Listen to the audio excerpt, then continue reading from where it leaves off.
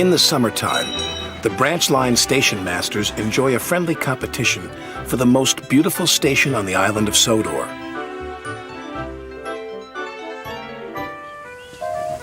The engines love to help too. One evening, Sir Topham Hatt came to the sheds. "I want Percy to collect some flower bushes for Lower Tidmouth Station," he said. "They're at Maithwaite."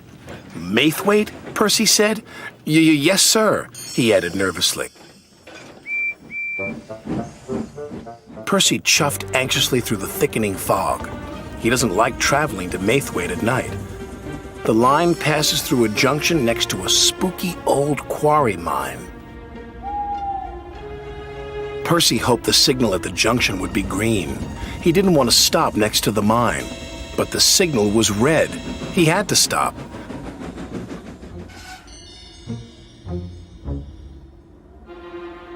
Suddenly, he saw something.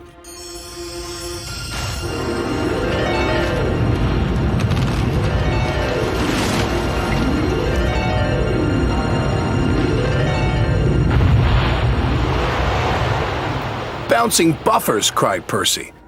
His driver hadn't seen the old chimney sink into the ground. The signal changed. Percy was so scared, he steamed away as fast as he could.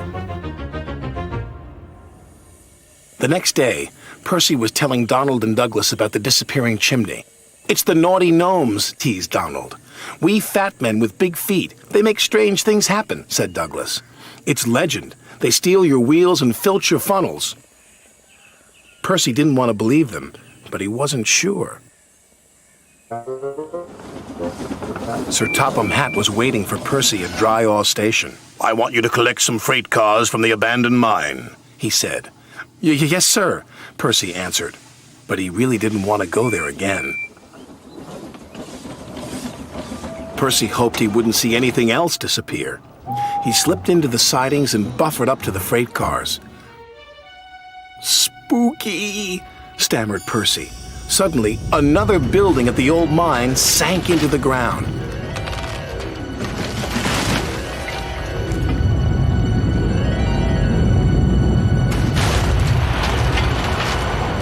"What was that?" shouted his driver.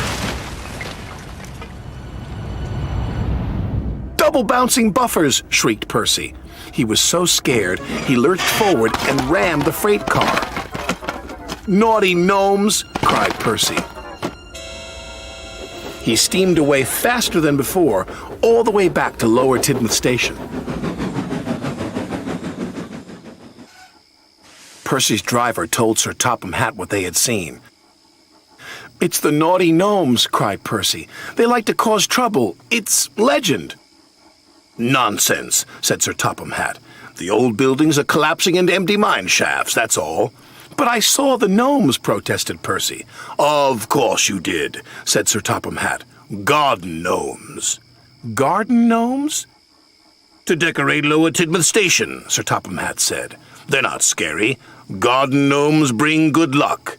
And he ordered Percy to return immediately and get them. Percy was scared, but he knew he had to be responsible, so he carried on. "I'm not scared. I'm not scared."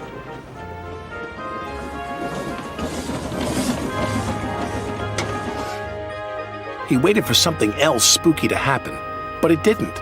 And Sir Topham Hatt was right. The garden gnomes weren't scary at all.